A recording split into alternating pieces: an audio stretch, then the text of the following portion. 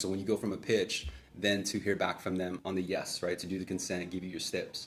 I personally have found that the agents that I've studied, as well as my own experience, they'll use the consent in two different ways. Consent is to gauge of how much control they have with that person before they transition.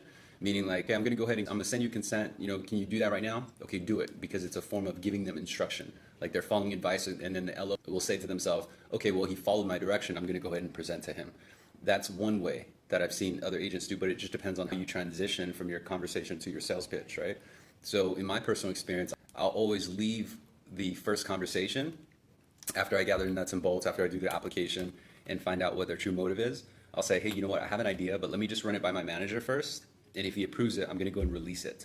And I should have his answer back by about 6 o'clock. Okay. I do need your consent before I release the documents first. Is your wife going to be there? Or is your husband going to be there too? Because I need their consent also. And then ultimately what happens is you're using your consent now as a reason as to get all decision makers at the table. Because one of the reasons why they go ghost on you or they don't do something is because someone is influencing them to not do it, right? Whether it's themselves or it's a spouse.